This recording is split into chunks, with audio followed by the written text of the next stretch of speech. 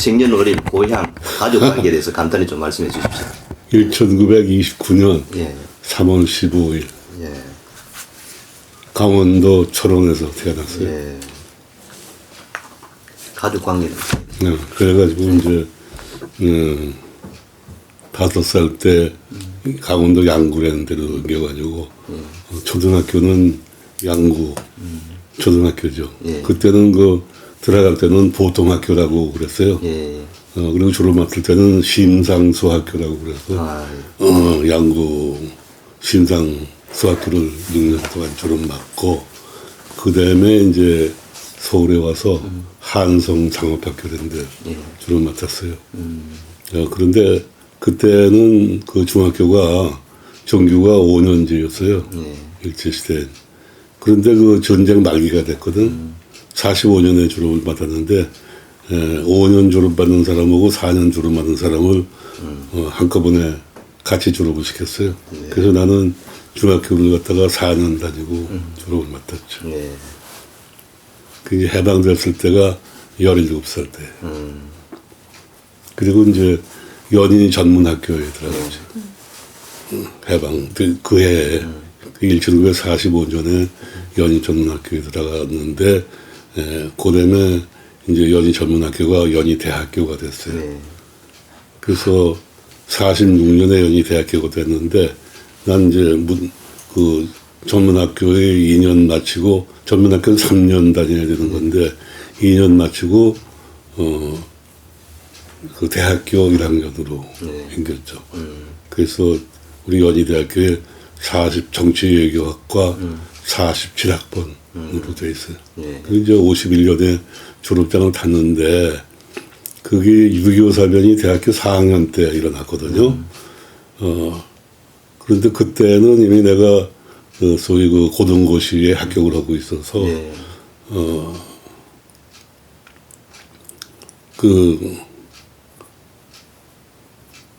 그냥 4학년 다니다가 부산에 내려가가지고 외무부 직원이 됐어요.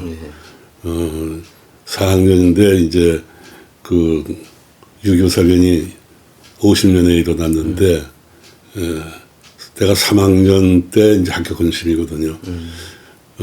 그러니까 외무부에서 한번 연락이 와서 가니까 뭐 나올 생각이 있으면 나와도 좋다고 그러는데 그때 1년 더 다니면 졸업 맡으니까 졸업을 맡은 다음에 이제 오겠다고 그리고 이제 4학년 다니기 시작을 했는데 6.25 사변이 났거든.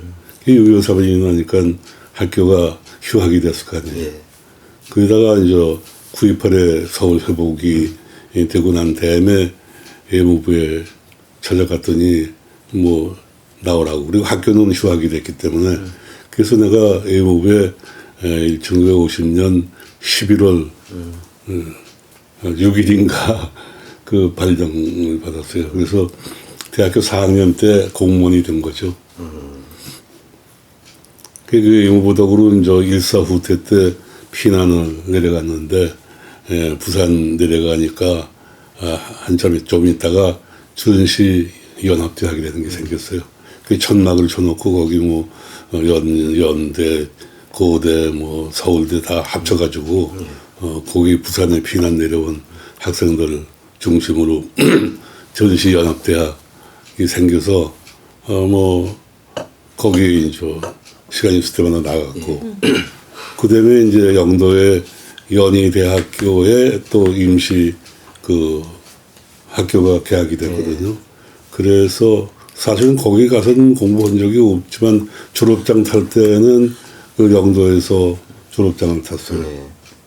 그래서 나는 51년에 졸업장을 탄 셈이 되고 그런데 우리 동기들은 대부분 졸업장을 못 탔죠. 예. 그래가지고 말하자면 풍지박산이 든 셈이에요. 그 학교에 따라서는 그 6.25 사변 났을 당시에 4학년은 물론이고 한 3학년 과정 다닌 사람이면은 졸업장을 갖다가 주구에 무조건 준 학교들도 있고 그런데 연희대학교는 좀 까다로워가지고 그 학점 못한 사람은 안 줬거든요. 그래서 우리는 졸업생이 몇 사람밖에 없어요. 그 우리 동기 중안에는. 그 다음에 이제 그 사람들은 학점을 학교 다니면서 땄거나 그렇지 않으면 포기했거나 그렇게 좀 부르는 세대였죠. 그게 학력이죠. 예. 네. 예. 그러면 오랫동안 이 외교관으로서 이제 네. 시간이 오셨는데 그 이제 외교관으로서 그동안 삶을 스스로 평가한다 그러면 어떻게 평가를 하시겠습니까? 단 뭐 그 소위 그 제1회 고등고시 예. 외무행정에 합격을 해가지고 외무부에 들어갔기 때문에 비교적 평탄하게 예, 지냈다고 볼 수가 있죠. 뭐 내가 거기 그때 22살 때거든요. 예. 그래가지고 부산 외무 서울서 들어갔는데 이 일사 후퇴가 생겨가지고 곧 그 피난을 내려갔어요. 부산에서 이제 그때는 그 도청 소재지인데 그 도청 건물 거기에서 뭐 한 30명 정도 매가지고 이제 사무실을 열고 하다가 하여간 2년 후에 54년에 그때 변형태 외무부 장관이 유엔 총회에 참석하라 출장을 가시는데 내가 어떻게 비서로 발탁이 돼서 그분을 모시고 뉴욕에 갔죠.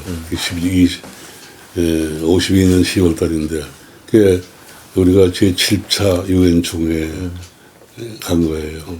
그때는 그 유교사위원이 한창 이렇게 하다가 휴전 얘기가 나오기 시작할 때고 유엔으로 볼 것 같으면은 이 한국 문제가 가장 중요한 문제거든요. 어떻게 휴전을 체결하느냐 하는 문제가 토의가 돼가지고 뭐 그런 식의 이후에는 집으로 가가지고 미국 구경을 하고 그래서 보통은 뭐 몇 달로 끝나는데 우리는 한 반년 이상 동안 전기 후기 길게 유엔 총회에 있었어요.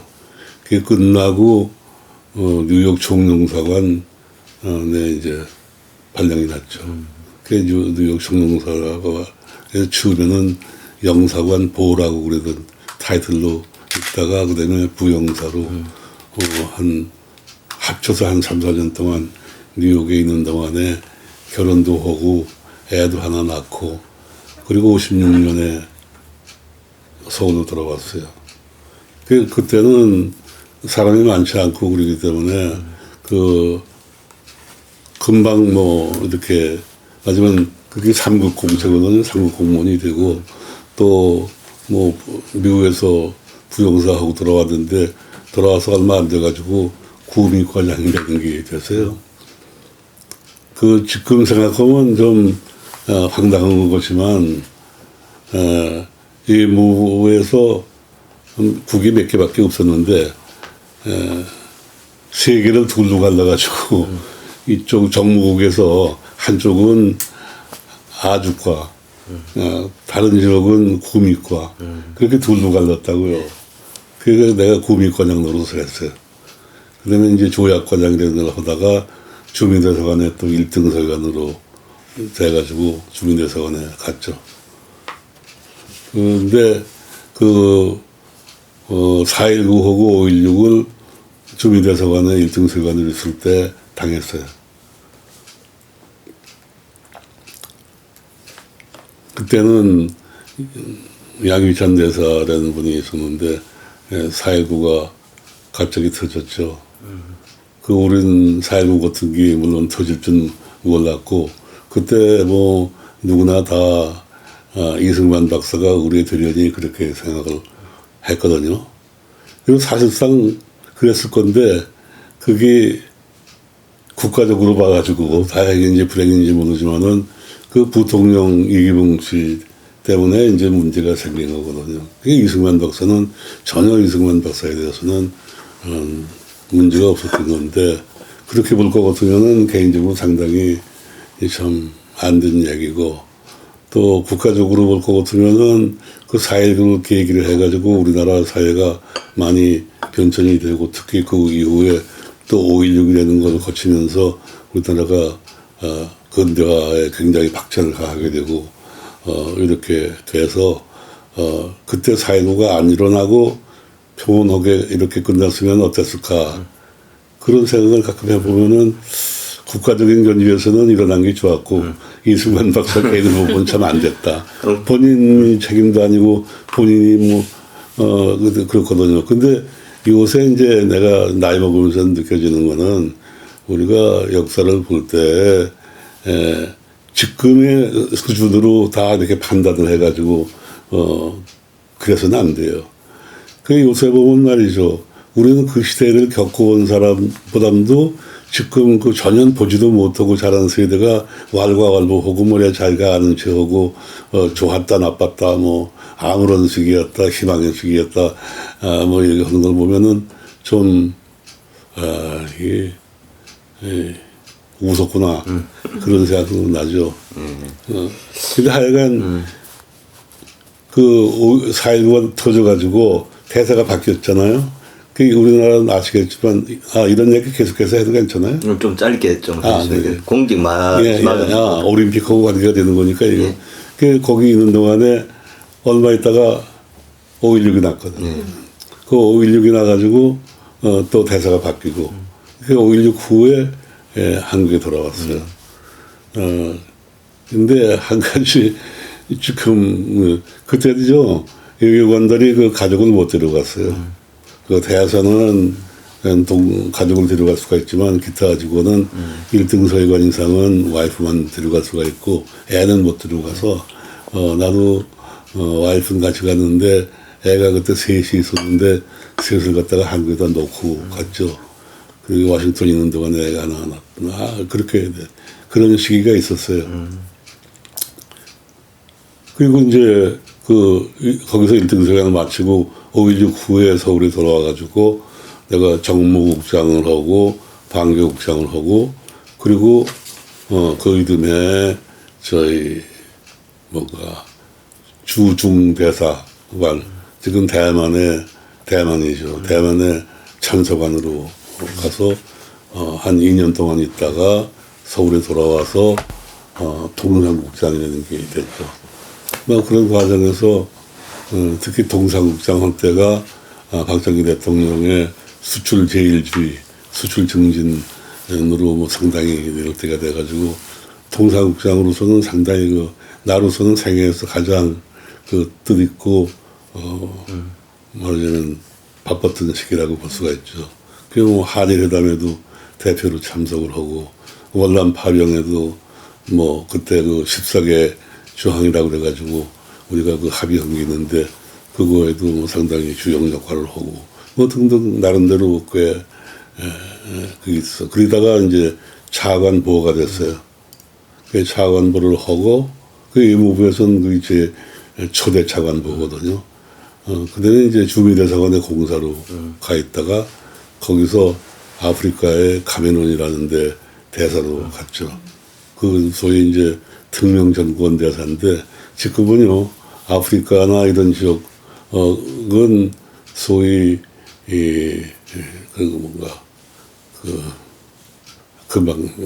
저희 대사의 정식급이 채 안 되는 사람도 임명이 되거든요. 근데 그때는 주미 대사나 주영 대사나 아프리카 대사나 똑같이 특명정권 대사가 된 거거든요. 그래서 상당히 빨리 됐죠. 41살인가에 특명정권 대사가 돼서 직업 공무원 출신으로는 아마 제일 연소로. 그래서 카메룬 지내서 또 그 초대대사죠. 페루에 초대대사로 또 갔어요. 네, 거기 가서 또 3년 있다가 말레이시아에 와가지고 한 4년 동안 75년, 75년 한 4년 동안 있다가 아마 유엔 대사 명의로 한 1년 있다가 그땐 사실은 유엔에 근무한 것보다도 하버드 대학의 국제문제연구소라는 게 있었는데 거기에 이제 가서 있었죠. 근데 그때 그 박 대통령 시해사건이 생겼어요. 그 몇 달 지나서 시해사건이 그 몇 달 지나서 서울로 돌아왔는데 돌아오니까 이제 전두환 대통령 시대가 된 거죠. 그때 아마 전두환 씨가 대통령까지 안 됐을 거예요. 저기가 대통령시였어도. 그래가지고 여기한 모형군에 나가는데 의무공무원법이라는 게 생겼어요. 그 의무공무원법에 여러 가지 조항이 있지만서도 퇴직, 정년 퇴직 조항이 들어갔거든요. 그 군인 비슷하게 그 연령 정년이 있고 또 계급 정년이라는 거가 들어가 있어요. 그 연령 정년은 어느 계급 고정은 50세, 그 다음에 공사는 뭐 53세, 등용정권자사는 65세. 그렇게 되니까 나는 그런 그 연령 기준으로 볼 것 같으면 65세까지 좀 까맣게 남았거든. 그런데 그 계급 정년이라는 게 있어가지고 한 계급에 10년 이상 근무할 수가 없게 돼. 내가 그 아프리카 대사를 41살인가 2살에 시작했기 때문에 이제 10년이 넘었다 그죠. 그래서 의무부를 정년 퇴직하게 됐는데 그래도 30여 년 동안 근무한 거예요, 의무부를. 그 이제 51년에 일단 의무부를 퇴직하는데 그때 그 소위 경과조항이라고 그래가지고 그 2년 동안은 의무부에서 월급을 주기로 돼 있었어요. 그런 상황이에요. 그게 81년. 예. 그때가 이제 내가 대한체육회 부회장 겸 대한올림픽위원회 부위원장으로 선임이 됐어요. 누가 청구를 했는지 모르지만 하여간 의무부를 갖다 그때 그렇게 그만두는 상황에서 이제 마침 대한체육회 그래서 가게 된 거죠. 이제 왜 가게 됐느냐 그러면 뭐 이렇게 의무부에 있다가 갑자기 들어간 게 의무부에서 정년퇴직을 하게 됐을 때 그래서 가게 됐는데 가보니까 그게 81년 5월 달쯤 아마 그 올림픽 서울 올림픽에 대해서 신청서를 제출한 직후예요. 직후인데 올림픽 유치 활동을 그러니까 좀 적극적으로 시작할 때인데 이걸 뭐 하느냐 안 하느냐 그런 것도 있었지만은 우리가 신청서를 냈기 때문에 IOC 또 아녹이라고 그래가지고 국제 그 올림픽 각국 올림픽위원회 연합회 또 국제경기연맹 세 군데에서 조사단이 오기 시작을 했어요. 그래서 내가 거기가 체육회에 나가기 전에 이미 IOC 조사단하고 또 국제 아노크 조사단은 다녀갔고 내가 그 체육회에 나가서 제일 먼저 한 일이 국제경기연맹 대표로 조사단이라고 혼자 왔으니까 그래도 조사단 대표로 온 분을 영접하고 그 사람을 안내하고 이제 그런 거가 내가 체육회에 가서 제일 먼저 첫 번 한 일이죠. 그러고 정주영 씨를 갖다가 직접 만나보고 알게 된 것도 그거죠. 그때 처음 만났어요. 그때죠. 그럼 그 처음 만났을 때 좀 인상은 어땠습니까? 그 이제 정 씨하고의 관계를 나누면 그 전에 정주영 씨를 난 본 적이 있는지 없는지 그건 건데 이 정인영 씨라고 그 동생은 잘 알아요. 우리가 주미대사관에서 공사를 할 때 그분이 자주 왔거든요. 워싱턴에. 자주 왔는데 정정 씨보다는 키가 짤막하고 또 말도 굉장히 빨리 하고 뭐 그래서 따발적이라고 그랬거든요. 그 정인영 씨 알고 또 정세영 씨는 그때 유학을 와가지고 있었어요. 예. 그 워싱턴에 있었기 때문에 가끔 가다가 대사관에 들러서 이제 만나보고 뭐 가깝진 않았지만은 하여간 그러니까 난 대사관에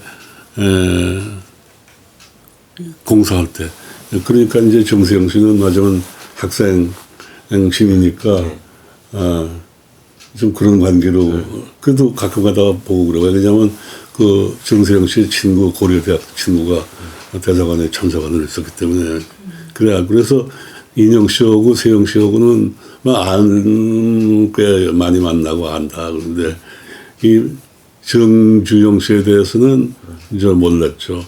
그런데 언제부터 이제 이분에 대해서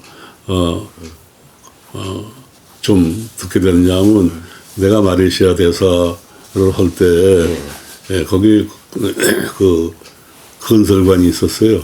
건설부에서 박영환이 있었는데 그분이 아주 그 정주영 씨 숭배자예요. 그래서 여러 가지 그 정주영 씨에 대해서 얘기도 하고 저 조선소를 갖다가 짓는데 어느 새벽에 혼자서 운전하고 가다가 물에 빠진 일이 있대요. 물에 빠졌는데 혼자 기어 나와가지고 약간 살았다는 그런 얘기부터 시작해가지고 여러 가지 좋은 얘기를 갖다 많이 들었죠. 그리고 또 하나는 어느 시기인지 그 왜 서산 간척지 맺는다 그럴 때 그 배를 갖다가 침몰시켜서 막는 거 신문에도 많이 나오고 그랬거든요. 그래서 참 지내놓고 볼 것도 아무것도 아니지만서도 굉장한 그 아이디어를 냈다고 이제 그래서 상당히 그 감명을 받았고 그런데 말레이시아에서는 그때 무슨 어디 시골에 수력발전소인가 하는 걸 입찰을 했는데 안 됐어요 현대가. 그때는 정주영 씨가 직접 나타나지 않았고 큰 사업은 않지만서도 굉장히 덤핑을 해서 사실은 야 이거 너무 덤핑을 한 거 아닌가 이래가지고 이게 경쟁 입찰이라고는 하지만 너무하다 그런 인상을 받았던 일이 있고 뭐 그런 거죠. 그런데 그 후에 거기 있는 동안에 주바일 항만공사를 맡게 되지 않았어요. 그건 아주 한국으로서는 그때 뭐 10억 달러 계약이라고 그래가지고 굉장했거든요. 사실도 굉장한 거고. 그래서 우리가 이거 감탄을 굉장히 했죠. 그래서 이게 정주영 씨라는 분이 어떤 분인데 좀 큰일을 했다고. 근데 그 후에 또 얘기를 들으니까 그 주바일에 공사 짓는데 한국 조선소에서 그걸 기자재를 갖다 대부분 조립을 해가지고 바지선으로나 이제 그걸 끌고 갔다. 그건 보통이 아니거든요. 사실은 있을 수가 없는 일이죠. 그래서는 안 되는 일이에요. 근데 그건 본인의 그 용기도 있고 또 하나님이 봐줬다고 볼 수가 있지. 뭐 풍파가 태풍 같은 거 몰아쳤을 것 같으면 다 날아갔을 수도 있는 거 아니겠어요. 하여간 그러나 그 굉장한 거죠. 그러니까 우리가 어떻게 공기를 갖다가 단축하고 또 싸게 할 수가 있었는가. 그 관건은 그런 정주영 씨의 그 참신한 아주 기발한 아이디어 그런 거에서 연유됐다. 그런 점에서 굉장히 또 어떤 분인가 그런 호기심도 있고 인상을 많이 받고 있었는데 이제 직접 처음으로 만나본 거는 내 생각에는 이 올림픽 관계. 그 어떻게 만났냐면은 어떻게 이분이 유치원장 되고 그런 얘기는 이현택 씨한테서 들으셨죠? 나는 뭐 들은 것도 있고 또 생각나는 대로 뭐. 그건 난 그 양반이 어떻게 유치원장이 으로 임명됐는가 그런 거는 몰라요 사실. 그 유치원장이 된 다음에 체육회에 갔는데 그때 분위기는 뭐냐 하면은 신청서는 냈는데 이거 우리가 감당할 수 없는 짓을 하고 있다. 그렇기 때문에 어차피 할 거 같으면은 되지도 않을 거고 돈만 쓸 거다. 그런 기분이 팽배했거든요. 그래서 사실 제일 책임을 져야 될 때가 대한체육회하고 서울시인데 서울시장도 위축이 돼 있었고 그래도 우리 조상호 회장은 하여간 누가 뭐라 그래도 일단 신청서를 내고 하는 이상은 우리는 우리대로 할 만큼은 준비를 해야 되지 않느냐. 예. 그런 어쩌면 아주 공무원적인 정신이 철저한 분이었어요. 그나마 자기가 이렇게 앞서서 뭘 할 생각은 없지만은 자기가 맡은 책무는 완수해야 된다. 그런 점에서 준비할 거는 다 해야 된다. 그런 입장이었죠. 근데 그때 제일 큰 문제로 대두됐던 거는 두 가지인데, 하나는 일본하고 해가지고 우리가 이길 수가 있느냐. 네. 그런 나쁘게 얘기하면은 패배주의죠. 네. 일본에 대한 열등감하고. 그 다음에 하나는 경제적으로 우리 국력으로서 이거 감당할 수 있느냐. 그거는 유치하는데도 돈이 들지만은 유치하고 나서 그 다음에 어떻게 감당을 할 거냐. 또 직접적인 예가 몬트리올 올림픽에서 뭐 10억 불 손해를 봐서 시민들이 부담을 입게 됐다는데, 우리도 그렇게 된다면, 되지도 않겠지만 된다면 그럴 거 아니냐. 두 가지 입장에서 아주 당시에 IOC 의원이 김택수 씨라는 분인데, 그분을 비롯해가지고 비관적인 생각이 팽배하고 있고, 정부에서는 남도구 씨가 총리고 신병헌 씨가 부총리인데 뭐 그분들을 비롯해가지고 그런 경제 문제에 있어서 걱정스러워하고 이걸 어떻게 좀 말려야 되겠다 하는 분위기가 많은데, 사인을 해서 제출을 했으니 어떡하느냐 그거예요. 그래서 이거를 하여간 할 만큼 신청을 낸 국가로서 최소한의 그때 말로 의연한 태도로 준비를 해가되, 마지막에 가가지고 양보를 한다든가 무슨 조치를 취하자. 그런 얘기가 공공전에 돌고 있었고, 사실상 김집시라는 분이 김택수 씨 맞으면 밀사 형식으로 해서 일본에 가가지고 일본의 IOC 의원을 만나서 얘기를 했다는 거죠. 얘기를 하니까 올림픽은 우리가 하게 돼 있는데 무슨 얘기냐. 그건 뭐 양보하나 마나 얘기할 필요도 없다.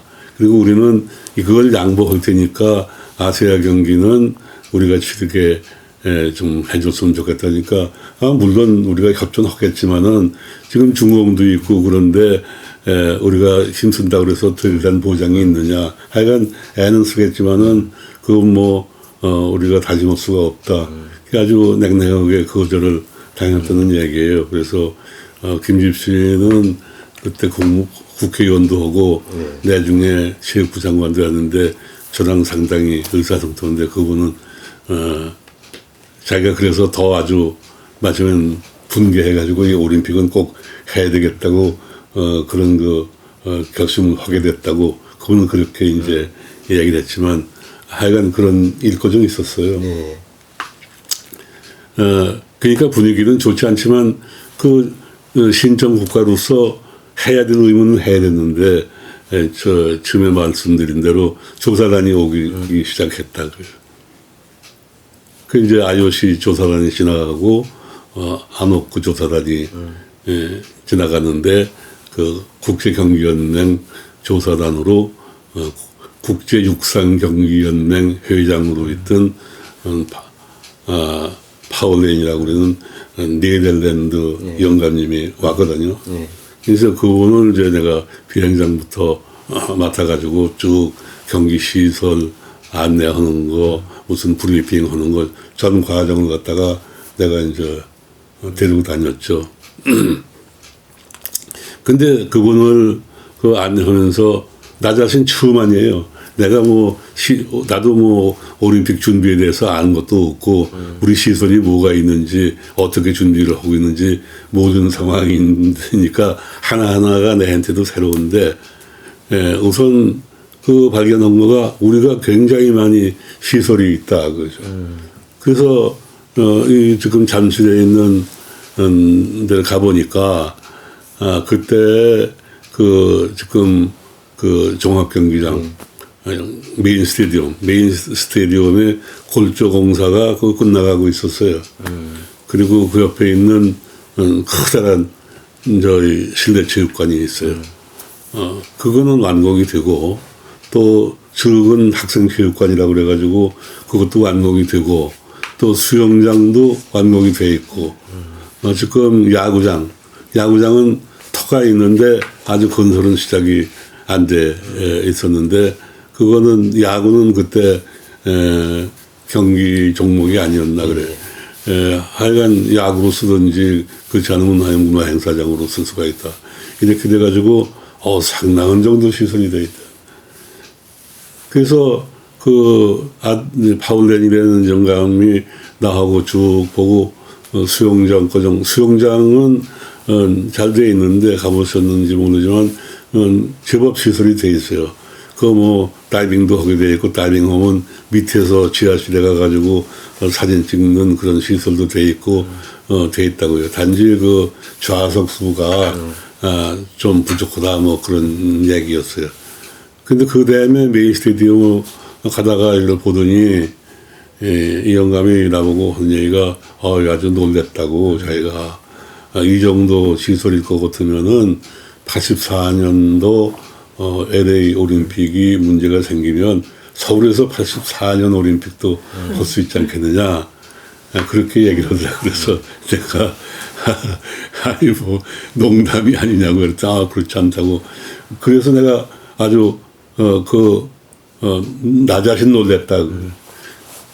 왜 그렇게 됐느냐 할 것 같으면은 우리가 박정희 대통령 계실 때 60년대 아시아 경기대회를 유치하겠다고 신청을 했는데 그때 경제개발 뭐 5개년 계획 하는 과정에서 자금도 없고 우리 능력이 아주 그런 경기대회에 열는 시기상조다. 이래가지고 반납을 했거든요. 네. 반납을 하고 보니 반납한 거가 생비스럽기도 하고 또 그다음에 방콕에서 열렸어요. 방콕에다가 우리가 돈도 벌금도 내고 또 경비 지원도 하고 이렇게 됐거든요. 그래서 그걸 아주 비용도 안 든 게 아니고 들고 망신만 당했다 그런 기분에 우리가 아시아 경기는 조석권 시일 내에 꼭 해야 되겠다. 네.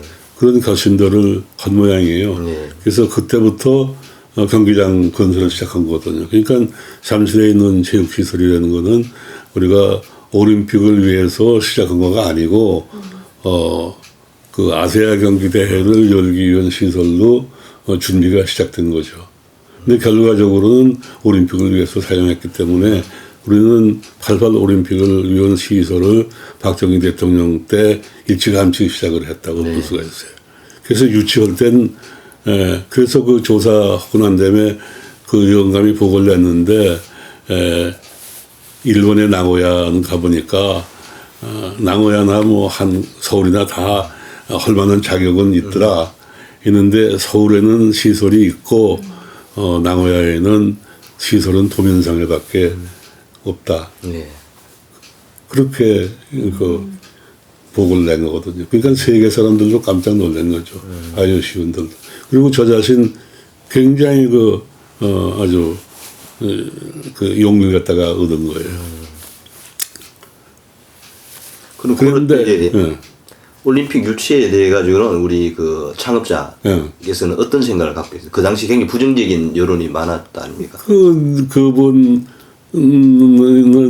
여러 사람 얘기가 본인이 정부에서 하다 보니까 그냥 국무총리가 유치위원장이 된다거나 서울시장이 그때는 체육부는 없었어요. 예. 서울시장이 유치위원장이 된다든가 거기 책임질 사람이 없으니까 그리고 그러니까 자기한테 때 맞겠다.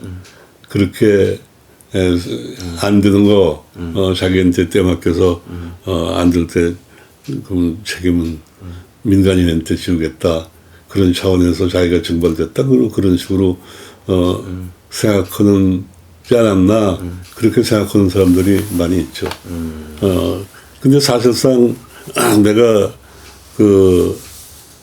저희 체육회 나가 보니까, 그때는 무교동에 우리 체육회 사무실이 있었는데, 2층 방 하나의 앞에다가 그 서울올림픽 유치원이라고, 쪽 간판이 하나 붙어 있었지만은, 거기 사무국도 형성이 안 돼 있었고, 그리고, 정주영 씨가 한 번도 방문한 적이 없어요. 그리고 또 뭐, 체육회나 정부에서 정주영 씨한테서 그때 거 정말이지, 예, 그렇게 임명은 했지만, 올림픽에 대해 가지고, 같이 무슨 협의를 하고, 그런 일도 없었다고 생각을 해요. 그런데, 이제 조사단이 오니까, 조사단이랑 같이 식사를 하고 그럴 때 이제 나타나시게 되는데, 우리 때도, 파울렌이라는 영감님하고 이걸 한 다음에, 파울렌 시설 얘기를 하면서, 그다음에 이제, 저 서울시에서 브리핑 룸 같은 걸 하나 만들어 가지고 있었어요. 옆에 실내 경기장에. 거기 갔더니 뭐, 이렇게라도 도면을 갖다 붙여놓고, 각 올림픽 개최국을 신방해가지고, 멕시코라든가, 뮌헨이라든가, 몬트리올 같은데 사진도 찍어놓고 그런 게 있었고, 또 우리 계획이 있었는데, 그 잠실 체육시설 말고 국립경기장이라는 걸 한 세트 더 현재의 올림픽 경기장이 열리는 그 둔천동에다가 건설할 계획이 있었어요. 그걸 브리핑을 하니까, 파울렌 회장이, 지금 있는 것만 해도 충분한데, 뭘 또 만들려고 그러느냐.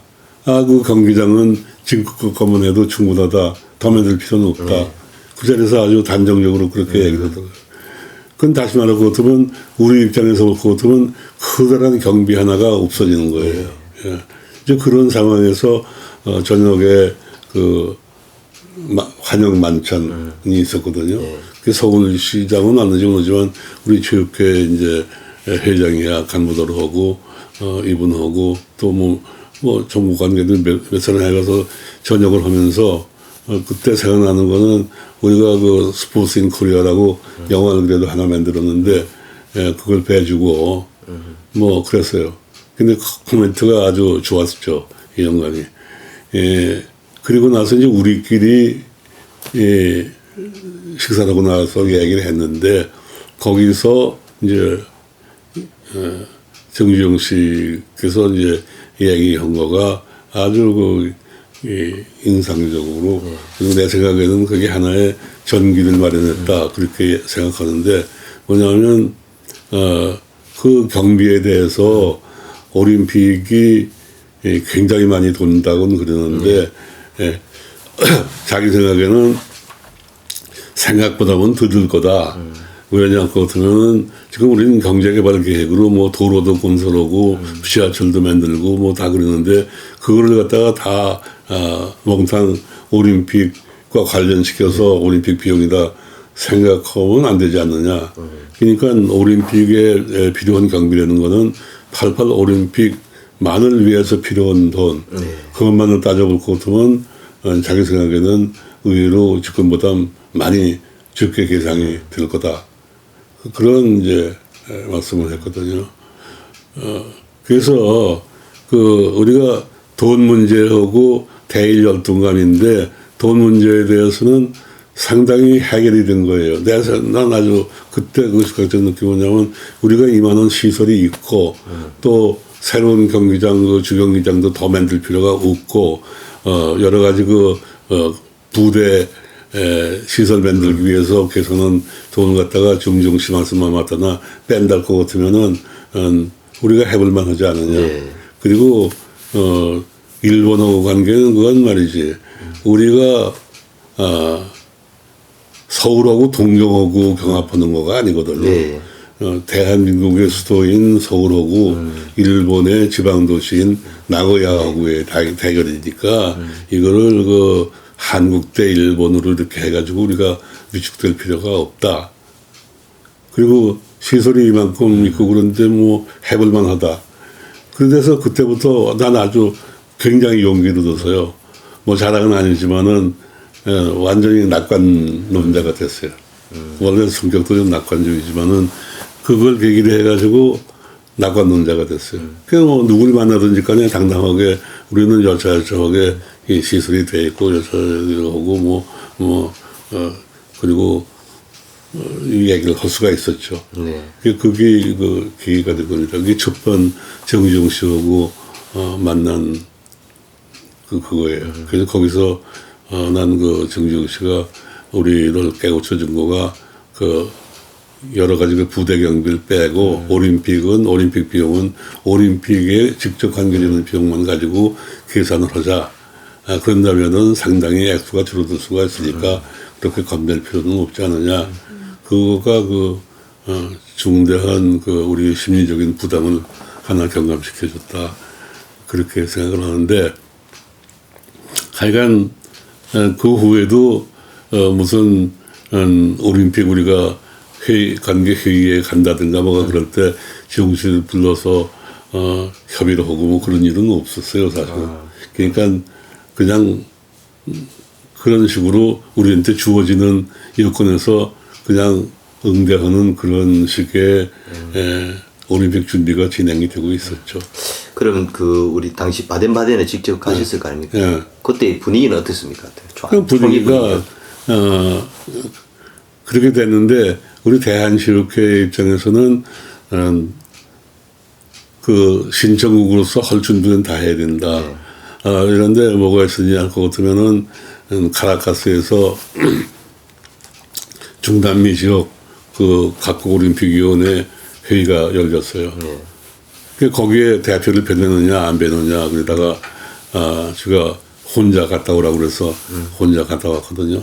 주로 남미 쪽 임무를 맡으라고 해가지고 그랬습니다. 아니 맡은 게 그때는 뭐 저 신청선 내고 진짜로 할까 말까 그런 참이죠. 네. 그러니까 그 회의가 있다면 당장 달려가야 될 텐데 갈 거냐 안 갈 거냐 그랬으니까 그 겨우 내가 혼자 갔다 왔는데 안 갔더라면